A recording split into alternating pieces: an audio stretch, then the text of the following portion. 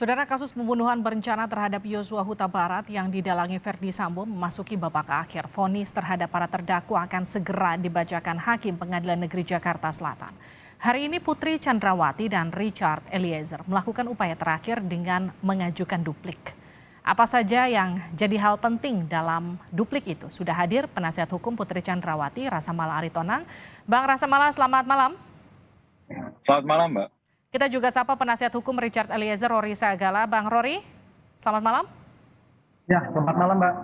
Kita sapa juga pakar hukum pidana Prof. Hipnu Nugroho. Selamat malam, Pak Hipnu. Selamat malam, Mbak. Oke, saya ke Bang Rasamala dulu ya. Kubu Putri tetap menyebut ada pelecehan yang dialami Putri. Itu jadi poin penting yang dipertahankan dari awal sampai pembacaan duplik tadi.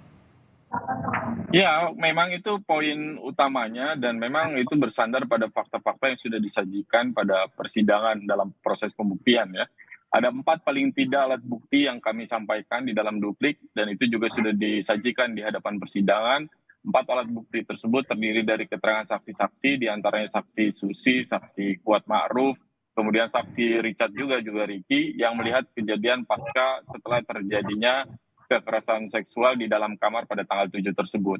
Selain keterangan saksi-saksi tersebut, alat bukti yang memperkuat adalah bukti yang dihadirkan oleh penyidik dan disajikan oleh penuntut umum di persidangan, yaitu hasil asesmen psikolog forensik yang dilakukan asesmen terhadap para saksi termasuk Bu Putri untuk mengukur kredibilitas keterangannya. Ada 12 orang ahli psikolog forensik yang mengasesmen dan hasilnya keterangan soal kekerasan seksual tersebut kredibel. Nah, selain soal motif tersebut yang menjadi pemicu kemudian terjadinya peristiwa di tanggal 8, juga kami sampaikan di duplik bahwa dari fakta-fakta dan bukti di persidangan tidak ada satupun bukti yang menunjukkan kontribusi atau peran aktif Bu Putri dalam kaitan dakwaan 340 maupun 338 ya. Jadi tidak ada peran Bu Putri sama sekali dalam peristiwa tersebut. Bu Putri ketika ada penembakan pun beliau ada di dalam kamar. Satu-satunya apa yang dilakukan Bu Putri hanya menyampaikan laporan kepada Pak Verdi Sambo pada tanggal 8 ketika bertemu di Rumah Saguling dan menceritakan soal terjadinya kekerasan seksual tersebut. Hanya sebatas itu saja perannya gitu. Selebihnya yang lain cerita yang disampaikan oleh penuntut umum di dalam surat tuntutannya kami melihatnya lebih pada imajinasi penuntut umum saja tanpa disandarkan pada alat-alat bukti yang ada di persidangan. Oke, Itu. selain bicara soal imajinasi dan tanpa didasari alat bukti di persidangan, tadi di persidangan kuasa hukum Putri Chandrawati termasuk Anda juga tadi menyebut soal jaksa yang dianggap terlalu percaya terhadap Richard Eliezer. Kenapa demikian? Ya, pertama mekanisme pembuktian di dalam peradilan pidana bersandar pada teori pembuktian ya, dan juga pedoman-pedoman yang diatur dalam hukum acara pidana. Bukti-bukti itu ada beberapa kriterianya. Pertama ada minimum bowis, artinya ada standar minimum bukti. Satu bukti dianggap bukan bukti, itu pertama. Yang kedua ada bowis-krah. Bowis-krah itu artinya bobot atau kualitas bukti. Suatu bukti keterangan saksi dalam hal ini misalnya itu dianggap dia punya bobot dan berkualitas kalau dia berkesesuaian dengan bukti atau keterangan saksi atau alat bukti yang lainnya. Nah, faktanya memang dalam persidangan ini, dalam surat tuntutannya, jaksa hanya menyandarkan pada satu keterangan Richard saja. Keterangan Richard yang sementara keterangan itu sendiri kami sampaikan, juga kami buktikan terjadi perubahan. Ada 6-7 kali perubahan dari keterangan Richard. Nah, dengan bersandar pada satu keterangan tersebut, maka dengan menggunakan pedoman tadi dan prinsip dalam teori pembuktian, maka mestinya keterangan itu tidak bisa digunakan karena dia bertentangan dengan minimum bukti. Kedua, dia tidak punya bobot atau kualitas bukti karena dia tidak berkesesuaian dengan bukti-bukti yang lain. Gitu. Tetapi soal Richard tadi itu lebih isunya pada konteks Pak Verdi Sambo karena ada beberapa keterangan itu yang berbeda, misalnya soal apakah Pak Verdi Sambo melakukan penembakan langsung atau tidak. Faktanya tidak ada alat bukti lain yang memperkuat FS melakukan penembakan langsung kepada Joshua misalnya, kemudian sarung tangan dan seterusnya gitu.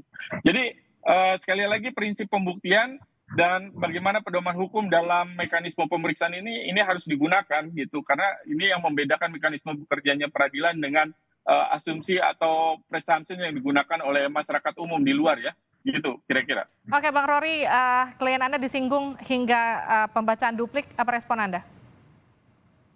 Ya, baik. Terima kasih, Mbak. Jadi kalau kita bicara tentang keterangan sebelum tanggal 6 ya, di bawah tanggal 6, itu kan memang sudah jelas diakui. Klien saya itu membuat pengakuan, menyampaikan keterangan yang sebenar-benarnya itu tanggal 6. Jadi tidak relevan lagi untuk mengungkit yang tanggal 5 atau yang sebelumnya. Nah, kemudian kalau dibilang tadi ada BAP tanggal 5, justru kami ingin bertanya bagaimana proses perolehannya, karena setahu saya cuma print out. Apakah itu diperoleh dengan cara yang sah? Apakah itu ada tanda tangan Richard Eliezer? Dan apakah itu ada di dalam berkas perkara? Karena ada, sudah kami sampaikan di pengadilan. BAP tanggal 5 itu sudah kami sampaikan sebagai bukti. Sudah kami sampaikan sebagai bukti di pengadilan. Tanggal 5. Dan kami konfirmasi di persidangan kepada Richard, apakah benar dia tanda tangan tanggal 5, dia tanda tangan, dia sampaikan itu di persidangan. Apakah isinya benar, diakui isinya tidak benar. Itu sudah diakui di persidangan oleh Richard. Tidak ada di berkas perkara. Tidak ada di berkas perkara yang dihadirkan ke pengadilan.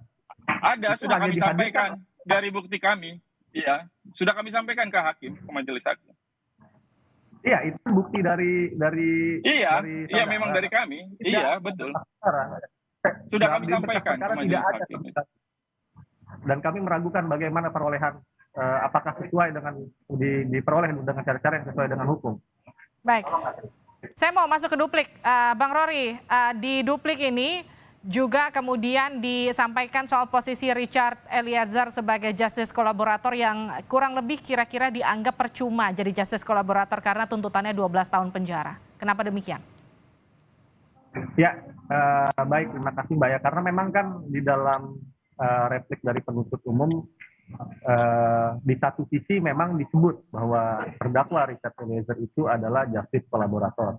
Tetapi di sisi lain dia diganjar tuntutan yang lebih berat dari 3 terdakwa lainnya, yang mana kalau di dalam penjelasan pasal 10 Undang-Undang Perlindungan Saksi dan Korban itu kan jelas ada rewardnya, itu berupa bisa hukuman percobaan atau hukuman yang paling ringan antara para terdakwa lainnya. Nah, inilah yang kami nilai ya, ini bisa jadi presiden yang buruk di kemudian hari. Orang menjadi takut untuk menjadi justice kolaborator karena akan diganjar tuntutan yang lebih berat, Mbak, daripada terdakwa lain. Demikian, Mbak. Saya ke Prof. Hipnu. Prof. Hipnu, bagaimana Anda melihat 2 duplik dari 2 terdakwa ini? Ya, ini suatu yang luar biasa, Mbak. Jadi kalau peradilan pidana kita itu kan merupakan unsur yang pertama, peradilan terbuka untuk umum. Ini terbuka untuk umum luar biasa. Semua media meliput, cetak, elektronik. Kemudian yang kedua adalah unsur pembuktian. Tadi Bang Rasa Mala mengatakan bahwa semua alat-alat forensik, scientific crime investigation keluar semua. Kedokteran forensik, digital forensik, kemudian psikologi forensik yang melihat terkait perilaku. Dan yang ketiga adalah unsur pembelaan.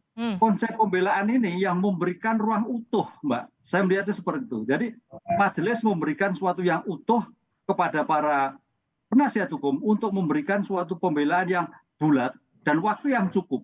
Dan ini suatu yang menarik, karena ini adalah suatu peradilan negara, Mbak. Kalau kita lihat Bang Rasa Mala tadi kan mengatakan bahwa jaksa itu negara punya waktu yang penuh, hakim juga negara punya waktu yang penuh, polisi yang juga punya waktu negara yang penuh. Nah, sekarang patranya, bagaimana tersangka, bagaimana terdakwa?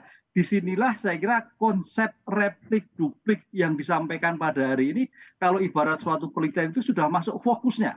Tadi Bang Rasa Mala fokus pada terkait dengan peran Bu Putri. Ya, itu suatu yang penting karena kehendak itu suatu yang mutlak harus ada. Kemudian keberadaan Bu Putri, kan itu loh. Mas Rory juga demikian juga. Bagaimana tentang GC? Apakah ini GC itu GC atau tidak? Karena tampaknya ada suatu kegamangan penuntut umum, karena bagus, gampang memang, karena kan namanya Eliezer kan menembak, kalau 1 kali bolehlah dikatakan GC, kan itu, tapi ini 2 atau 3 kali. Tapi kembali ke konsep bahwa GC itu tidak melihat pelakunya, yang penting bukan pelaku utama. Nah, disinilah nanti majelis akan melihat dari berbagai sisi, Pak. Sisi penuntut umum, sisi penasihat hukum, yang merupakan posisi yang berbeda, objektif, subjektif. Disinilah dicari nanti garis arahnya pada keputusan yang betul-betul bulat untuk kepentingan keadilan masyarakat maupun keadilan para korban yang terjadi. Prof. Di Ibnu, sini sudah tidak mudah. baik. Ya, Silakan dilanjutkan. ya di sini yang tidak mudah karena pembuktian ini pembuktian saintifik, bukan pembuktian yang manual. Makanya tadi yang disampaikan oleh Bang Rasa Mala, saya salut tadi memberikan data-data akurat yang jelas. Kemudian Bang Rory juga demikian, data-data yuridis yang jelas. Ya. Tapi karena tuntutan ini tuntutan yang menjadikan suatu yang polemik di masyarakat, hakim harus hati-hati. Apalagi yang sekarang ada isu-isu gerakan bawah tanah. Ini suatu yang tidak model. Karena terakhir dari 4 unsur tadi adalah satu adalah independensi suatu peradilan.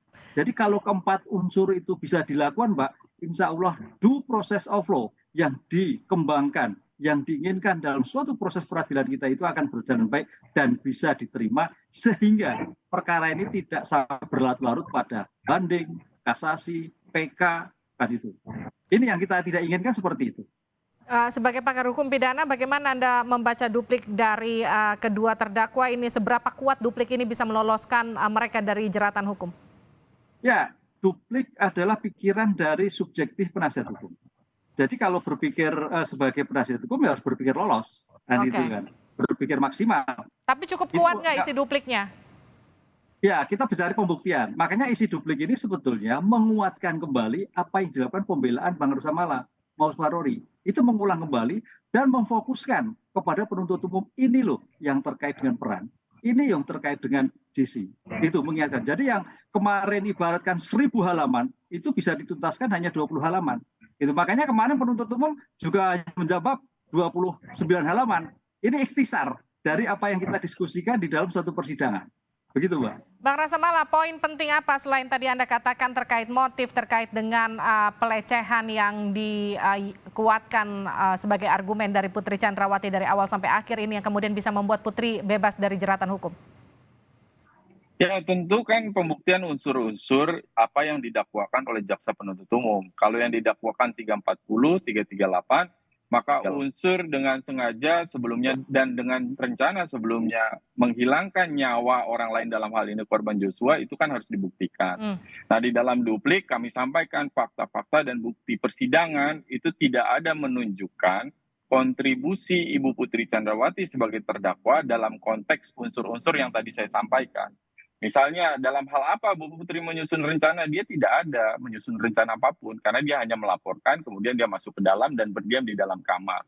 Kemudian di dalam konteks kesengajaan, karena ini digunakan 55 ayat 1 ke 1 bersama-sama, maka harus ada double offset di antara pelaku. Artinya kesengajaan yang double, ada meeting of mind di antara pelaku yang memang punya kesamaan persepsi harus menghabisi nyawa si korban dalam hal ini Joshua. Nah, tidak ada fakta dan bukti persidangan yang menunjukkan bahwa Bu Putri punya maksud, punya kesengajaan, punya kesamaan persepsi meeting of mind untuk menghabisi nyawa korban dalam hal ini Joshua. Apalagi dikuatkan ketika kejadian di tanggal 7 misalnya, Bu Putri sempat memanggil dan meminta Joshua justru untuk resign, untuk mengundurkan diri.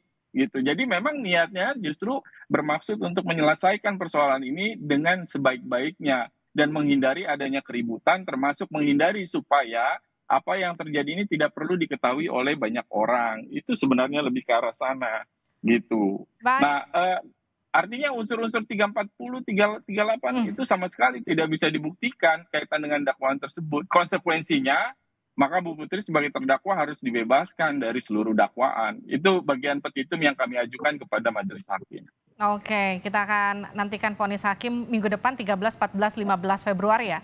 Terima kasih penasihat hukum Putri Chandrawati, Rasa Mala Aritonang, penasihat hukum Richard Eliezer, Rory Sagala, dan pakar hukum pidana Hibnu Nugroho telah bergabung bersama kami di Sapa Indonesia malam.